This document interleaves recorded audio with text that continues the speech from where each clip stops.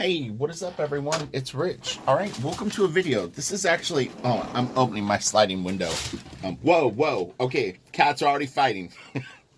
um, they're fired up about this video.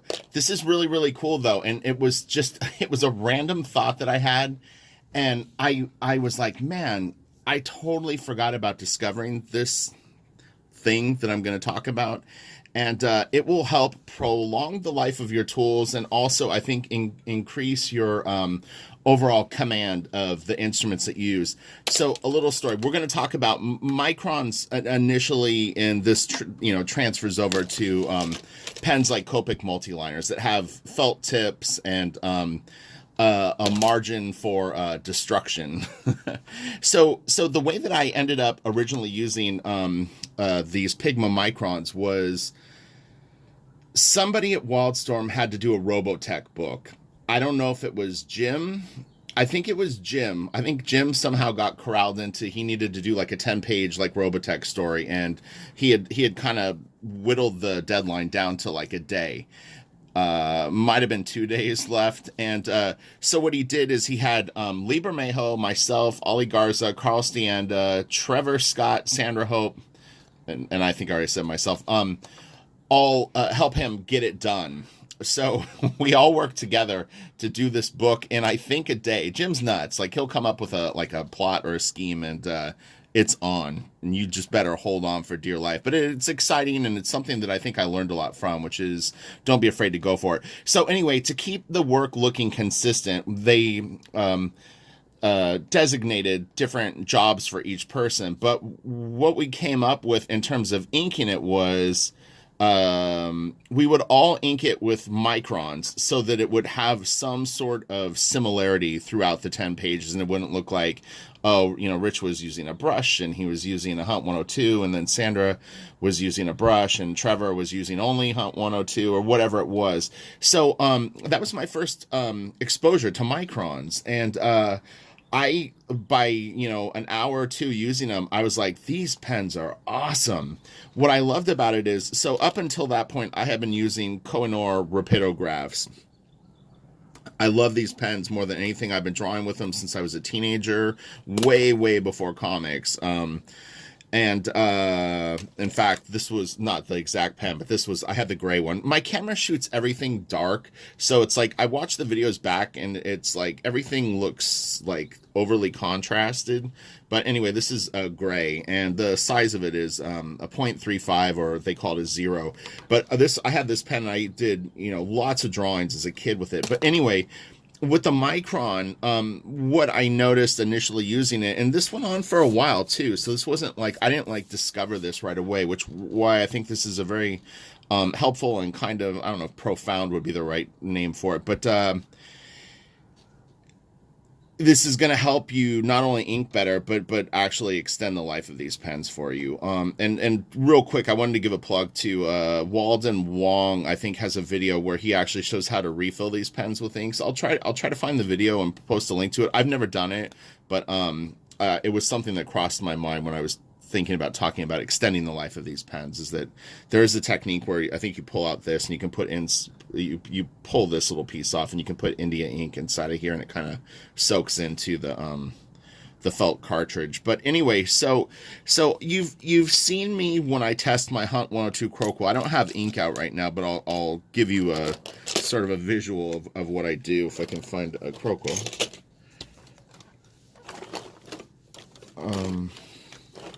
Like, seriously? That's like the main freaking tool I use.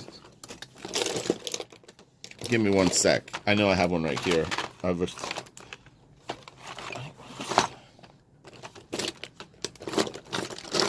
Oh, don't make me have to edit this video. Oh, hold on. I got my camera is mounted to the thing. To the desk drawer. Oh, here's one. This will work. Anyway, but you've seen me in videos do this, where I dip this Crowquill in ink, and I literally just hold it like this, and I can draw with it. I'm not putting any pressure down. So there's a combination of things that this is indicating. One is that my ink is flowing well.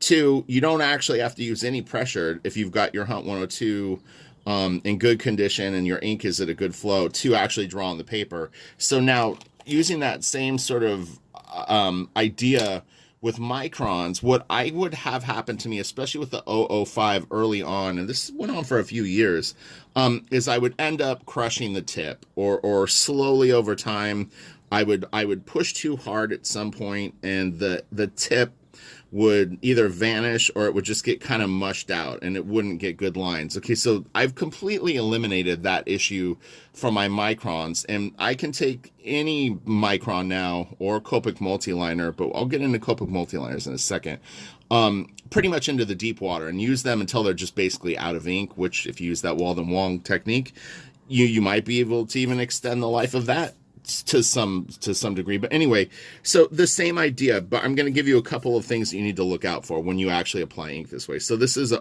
005. These pens are old. Most of my 005s right now I've been using for at least a couple of years. I do buy new boxes of them occasionally, but so let's see. I want to make sure I'm at a good angle. So but here's the deal, okay? So same idea as the Hunt 102. I'm just going to take the pen, and the pen's own weight is going to draw lines.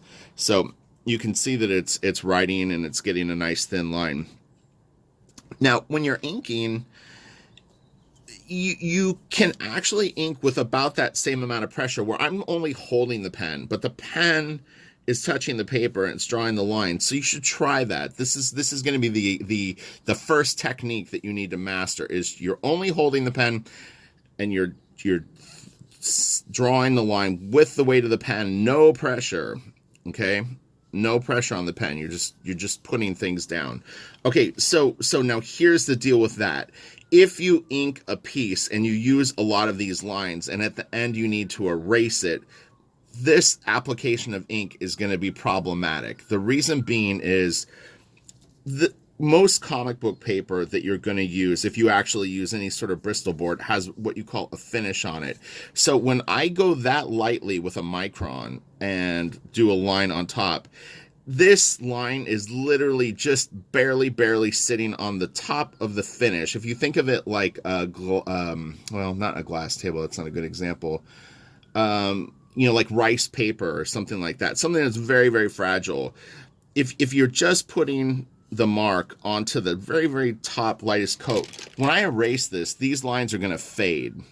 They may fade a lot, they may fade a little. So that was one initial problem that I had with a Micron, is my lines would fade a little bit too much if I used them a lot. So what I discovered over a period of time was I needed to press down a little bit harder to confirm that the line had penetrated the surface of the finish, okay? So step one, you're able to do lines so lightly that just the pressure of the pen is putting a line down. Your second goal is now to get the same thickness of line, but you've bared down just enough to get that line into the finish.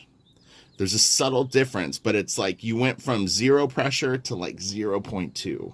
Okay, if you can visualize that, your line quality when you ultimately finish the piece will be stronger. The stuff will be imprinted in the paper more, and it will retain your line. And you're going to have to kind of play with it depending on the pen, how much ink is in it. I call it juicy, but like how juicy the pen is. Okay, and what this also does is using this sort of mindset is you've now created a very wide range of pressure that you can use from this pen, because if you're still sitting at this very low, very light pressure, then with other tools like a brush or a crowquill or something like that, you now have a range. You have a range of motion. You have a range of effect you can get. So anyway.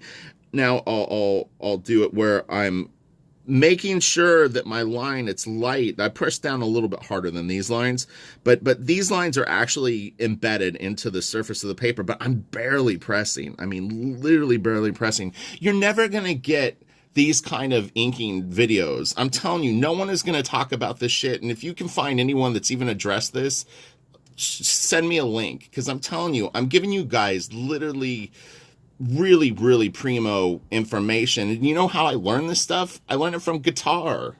because to really master guitar and to be able to light it up and play the stuff that I'm trying to learn right now, it's very, very complicated. Your technique has to be perfect, or you're not going to make it. You're not going to get to the level of guitar playing that I'm trying to achieve. But it's the same with this stuff. It's like there's these little subtleties that make the stuff better. And what's nice about this is because you're using so little pressure, you're not going to destroy the tip on this pen. So, you know, if you want to think of this in guitar playing, like this is your picking technique. Your picking technique needs to be spot on. And, you know, so again, when I'm inking with the 005, I'm not putting enough pressure to damage the pen, but I'm putting enough pressure to make sure that that line is into the paper. Now, here's the deal with Copic Multiliners, and I'm going to wrap it up. Copic Multiliners are created. These are great pens. I love them even probably more than the Pigma Micron, but the Pigma Microns are cheaper. So these have a replaceable cartridge. So this little piece right here pulls out and you can put in new ones.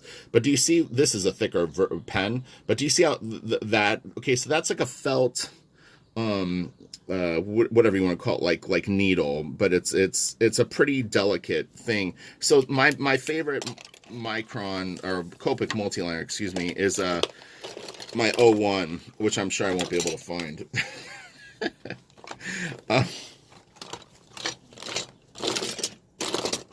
Like I said, I can't open the drawer. Let's see, what is this? This is a 0.35. It's super thin. No. Come on. Give me 1 second. Hopefully you all are doing good today. We'll just go to that. Okay, so this is a 003. So this one's super thin, but you'll get the idea. So here is the problem with these pens that I found that's a little different. So this is a much thinner cartridge. This is, I think, the thinnest multiliner that they have. This felt tip that sticks out of this little metal bristle can slide. It's with a Micron, you're going to smash it down, but it seems like it's kind of immobile. This actually does have some play, and unfortunately, if you're working with these using those same techniques, this pen I'm pretty sure is out of ink. Yeah, I need to replace the cartridge. But anyway, these, if you take the pressure up too much, you're going to basically push the tip into the pen, and then it's kind of ruined. I've never really had any success with the thin ones being able to pull it back out to be able to use it again. So you're going to need to use that same technique that I described with the Microns with your Copic Multiliners, and this is a 05. This will be a pretty big, or 0.5. I can't read what it says. This is a thicker one, but really, the only Copic Multiliner that I use is the 01. I love that pen. If I had 30 of them, it would be great. But yeah. So keep that stuff in mind, and you'll extend the lifespan of your pen, and you'll also have a better results with your ink staying down. So I hope that helps you, and it really is important. It's not an exaggeration. This is huge and worth a gold mine. And look, it's okay if you are heavy-handed and you ruin pens and stuff like that. At least now you're aware of that. Lighten your touch and have the heavy-handed stuff for other things, and see if you can get to that point, because it'll definitely benefit you, and it's just going to give you a wider range and a wider variety of attacks. So, all right, have a great day. I'll talk to you later. Bye.